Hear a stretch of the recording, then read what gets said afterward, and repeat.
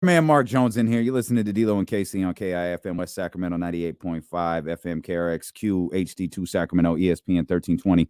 Always live on the free Odyssey app. The Louis Vuitton Don. Louis Vuitton Don. Our man Mark Jones with us. One of his, my personal favorite, I'm going to say, is one of his great calls of all time. Came up on that On This Day Twitter feed, the one with Florida State and Georgia Tech. Like 5 years ago, and it's like, man, what a time to be alive. That was one of the great calls of all time.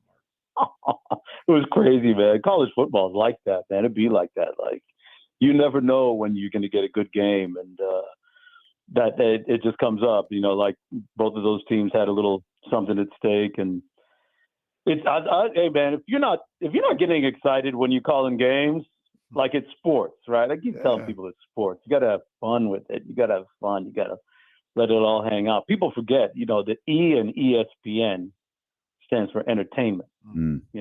Entertainment Sports Programming Network. So, yeah, man, getting ready to be excited about these Kings here too. I'll be watching tonight from my hotel room deep in the heart of Texas, here, and I'll be calling the game on Sunday against the Lakers. What'd you think about interesting matchup tonight? Yeah. Yeah, what'd you think about how this team looked on Wednesday against Utah? I thought they were fantastic, man. The offense was humming. They were just firing on all cylinders, which, I mean, I shouldn't be surprised, but, speaking with Mike a little bit earlier, he would not be surprised if we were not like the number one offense like last year, because obviously trying to play with more physicality at the defensive end is going to maybe detract from that a little bit. And he was saying that, hey, if we're top five, that's good, as long as we bring up the 24th rated defense up to 17, 18. Denver was around 19, 18 at the end of last year. And it was one of the few times that a team was ranked that low in defensive rating that actually won an NBA championship. There was a long run for a while where you had to be in the top 10 defensively to win it. But in this day and age of don't breathe on me, man, don't look at me wrong, don't look at me crazy, it's a foul. Yeah. They're just going to get close now. But I love the way they move the ball, guys. And Mike has made some tweaks to the offense, which have opened up the floor even more this year. And, I was speaking with a buddy of mine who's a scout in the Western Conference, and he was saying, I love who Sacramento is because they know who they are. That's their identity. They score the basketball, and, bringing up the defense into the middle of the pack is going to put them right in the mix to win the West this year. So, Mark, you talked about some of the tweaks that Coach Brown has put together. You've gotten to see this team leading up to the start of the season more than us fans, right? So there was a lot of angst in the preseason. Oh, they don't look right and all this other stuff, and rightfully so. That's what we were seeing.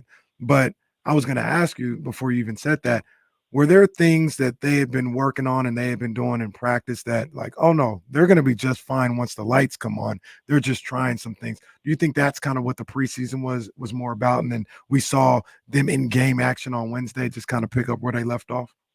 Yeah, I'm not worried about the results of the preseason games. The simple fact that the practice elements that they've been working on have not translated to games yet. Well, it did on Wednesday night, but in the bigger picture, they hadn't up and until Wednesday night. But, tonight's going to be a good acid test for Sacramento offensively because, everyone's talking about, hey, Looney had the clamps on Sabonis last year, and, we saw it, guys. I mean, he was laying off Domas and blowing up our dribble handoff actions and really clogged things up, made it difficult for Kevin Huerter to find his rhythm and a lot of other people. Fox was really the only guy that could go get his own.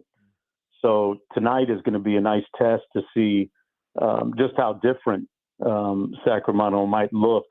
And, like I said, Mike has opened up the floor a little bit more. He took one of the key sets out that they used to run a lot out of last year But they've added some things, and it should supercharge the offense. I just want to see what they do, more so at the defensive end.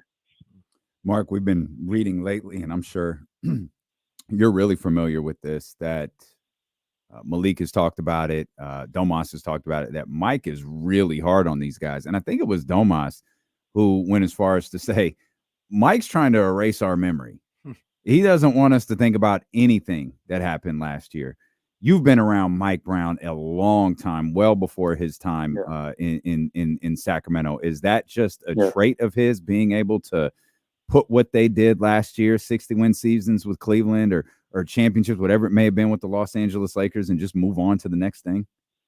Yeah. Mike is, hey man, it's like that old commercial. Don't be fooled by the smooth taste, right? I mean, he's very demanding, and he's upped it a level or two. He's been nobody was hard. He was so hard on De'Aaron last year that at times I thought, wow, I got to give De'Aaron Fox a ton of more love than I even was giving him before, because he asks a lot of De'Aaron, and he asks almost as much out of Domas, and so on down the line. And that's the task, right? Because, the West is tougher this year. Mike realizes that. Phoenix is going to make a come up. The Clippers are going to be healthy. They're going to make a come up. Memphis is lurking. Everybody else, Denver's back, missing a couple of pieces, but they're back for the most part. And, that is going to be the task. How we handle success will dictate a lot of how this team does ultimately this year. But I think that lands right on De'Aaron, and it lands right on Domas.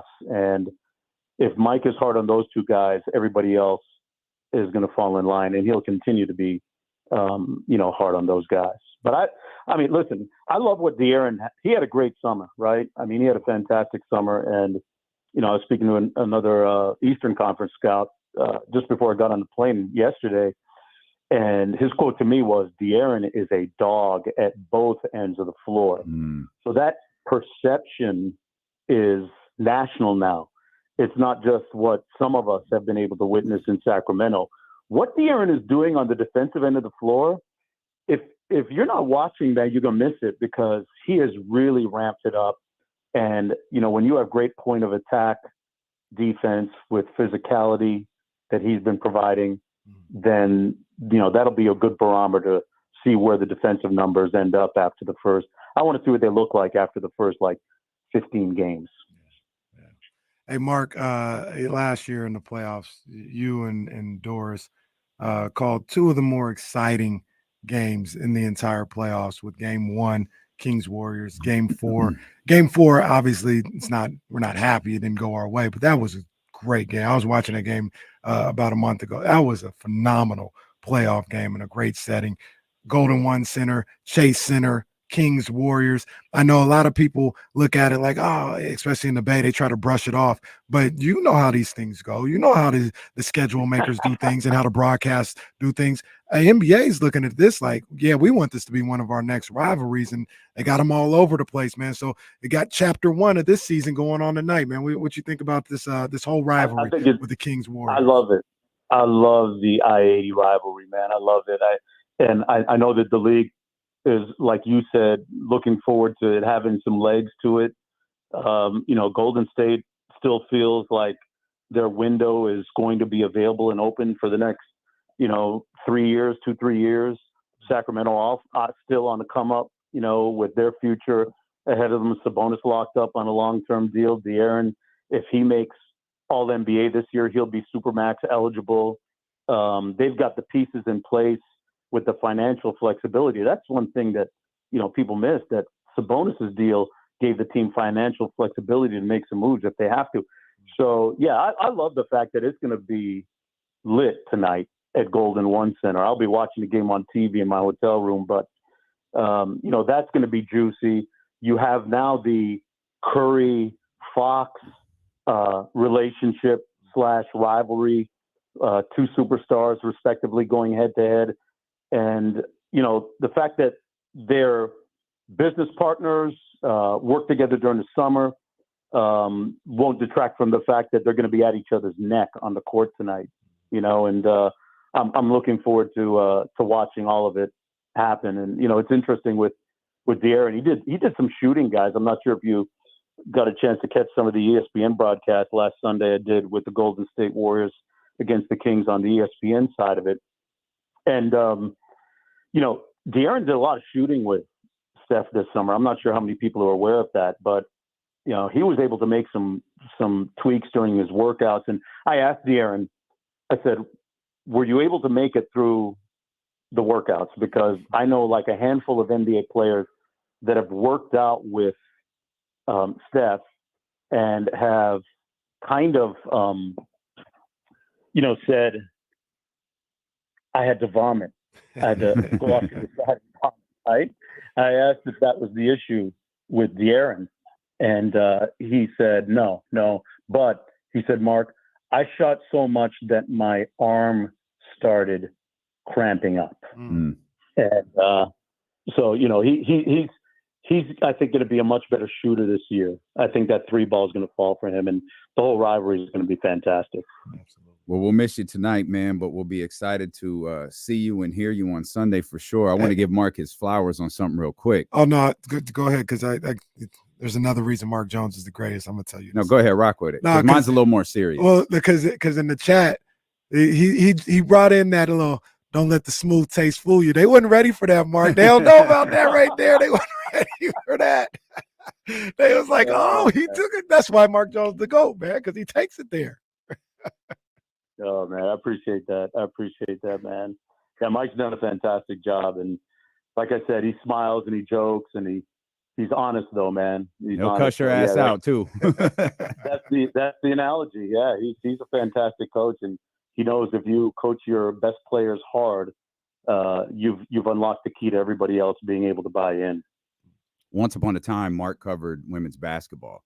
And the women's basketball world recently lost Tasha Butt. She was the head coach of Georgetown. Yeah. And there's a clip circulating amongst former Lady Vols of young Mark Jones at TBA doing the intro to a game, talking about Tasha and how important she is to that game.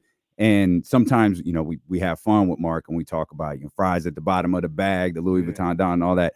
But your work, man, lasts forever.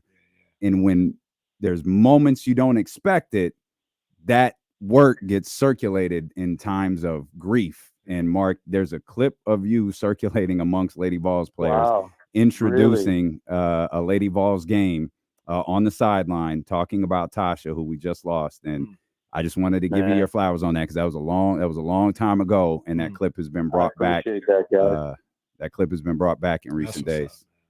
Well, I appreciate that, D-Lo. Yeah, Tasha was one of my favorites, man. I remember calling those Pat Summit teams and those Tennessee games, and her as a player, a fierce competitor, great player, competitive at both ends of the floor, and later a coach. I often ran into her at a lot of my daughter's AAU tournaments, when she was recruiting, and just a lovely soul and a great loss, man. She's gone home to be with the Lord, on God's time. And I know it hurts, but